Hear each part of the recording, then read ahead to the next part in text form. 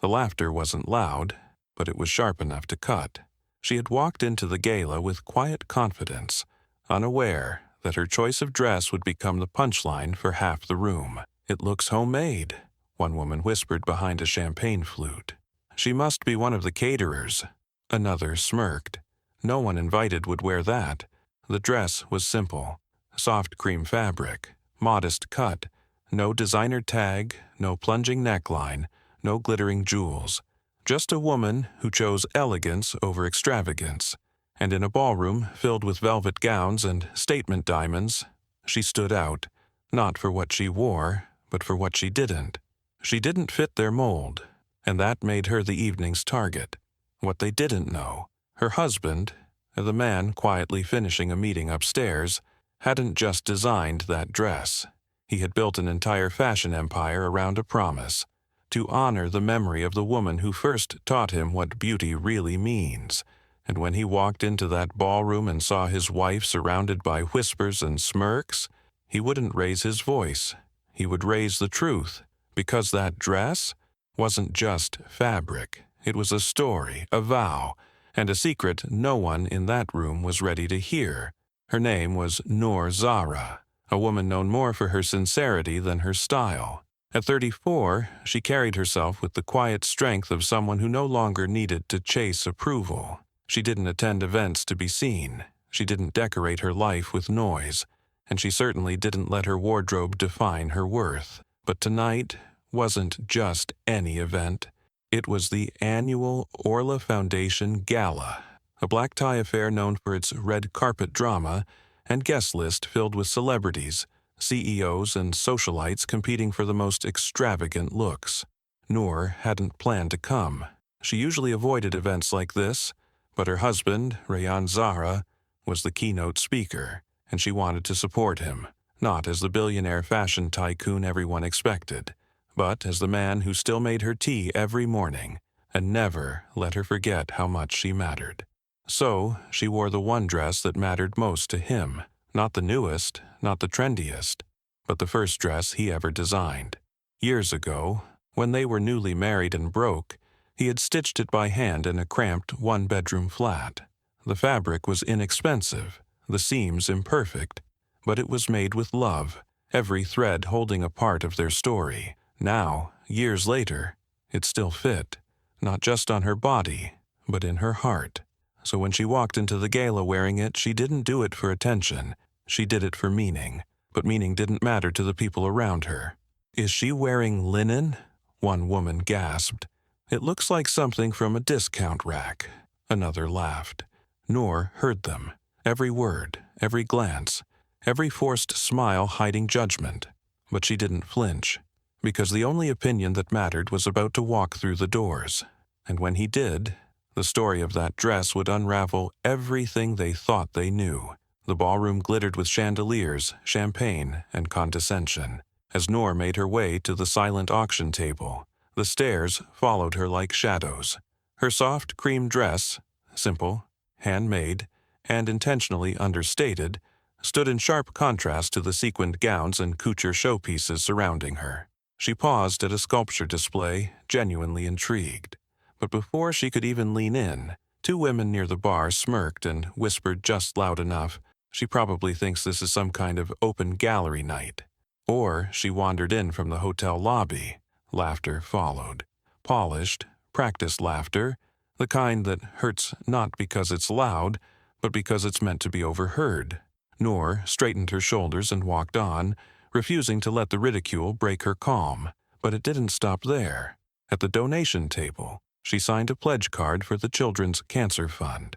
The volunteer, distracted by Noor's plain appearance, didn't even look up. "Thank you, miss. If you're filling that out for someone else, we'll still need their signature," she said with a rehearsed smile. Noor raised an eyebrow. "It's for me." The woman blinked. "Oh, of course." Further down the ballroom, a photographer approached a trio of women laughing in designer gowns.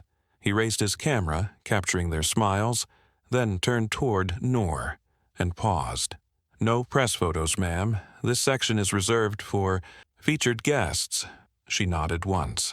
"Understood." But even as she turned away, she caught the flash of a phone, someone in a corner discreetly snapping a picture of her. Within moments, a photo hit a private group chat titled Orla Elite Looks.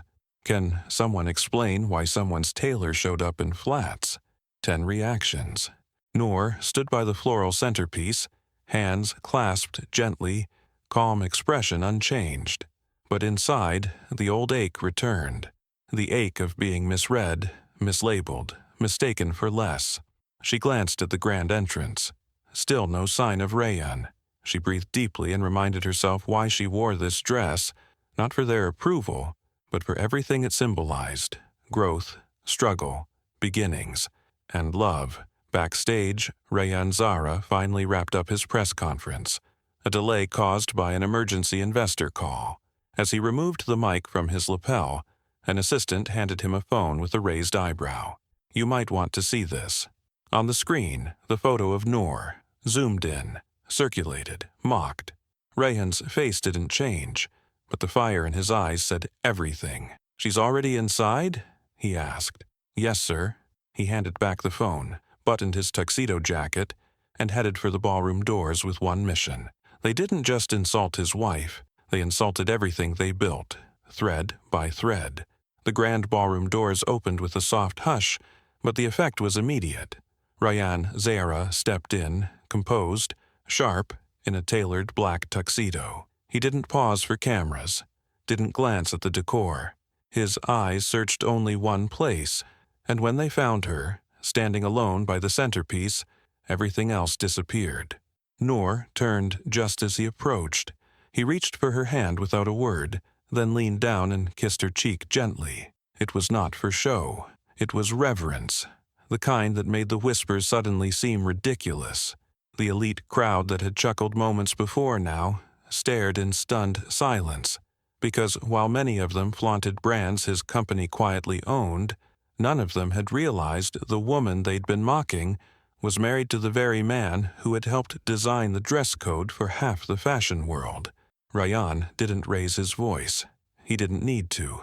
He walked Noor to the center of the room, just as the host prepared to announce the keynote speaker. "Ladies and gentlemen," the host began, "please welcome tonight's honored guest, the founder and visionary behind Zara Collective, a man whose designs have transformed modern luxury, Mr. Rayan Zara." The room erupted in applause, but Rayan didn't take the mic right away. He turned to Noor and whispered, "Ready?" She nodded, and then, hand in hand, they walked to the stage, together.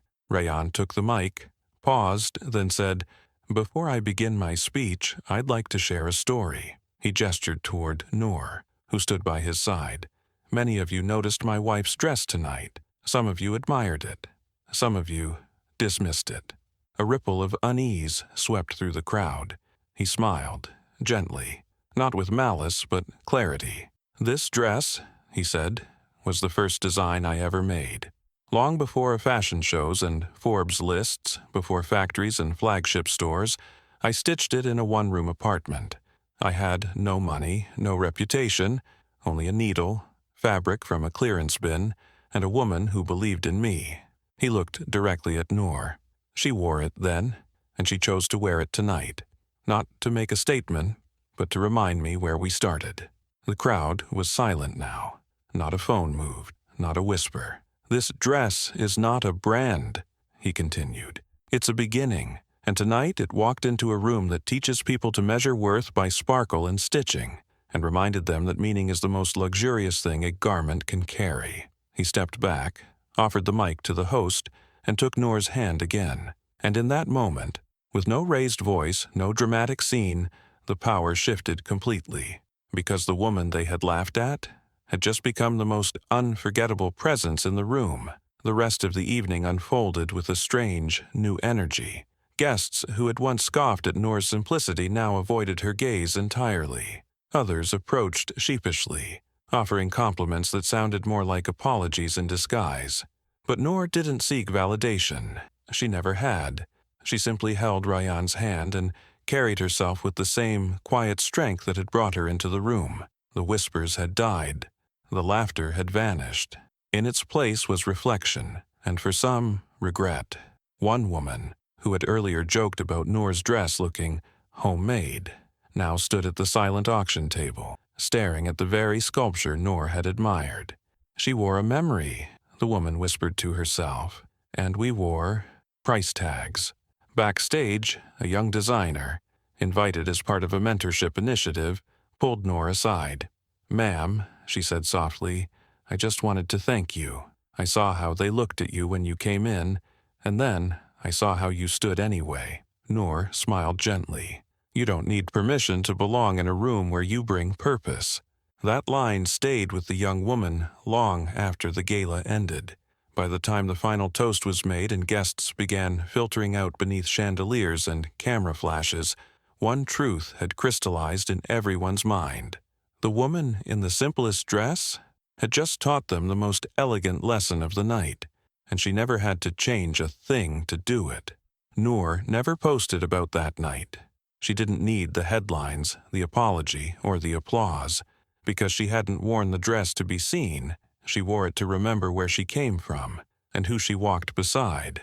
And those who laughed, they weren't laughing anymore. Because the real luxury isn't in the label, it's in the meaning. Have you ever been judged for how you looked, only to prove everyone wrong without saying a word? Or maybe you've seen someone treated like they didn't belong until the truth changed everything. Share your experience in the comments. Your story might remind someone else that confidence doesn't need glitter. It needs grounding. If this story stayed with you, subscribe, hit the bell, and come back for more. Here, we tell stories that unfold gently, but land powerfully. And remember, anyone can wear luxury, but only a few live it, not in gold, not in glamour, but in grace. The next time someone dismisses you for being too simple, let them. Because simplicity doesn't mean less. Sometimes it means everything. Until the next story, stay grounded, stay kind, and never let anyone measure your worth by what you wear.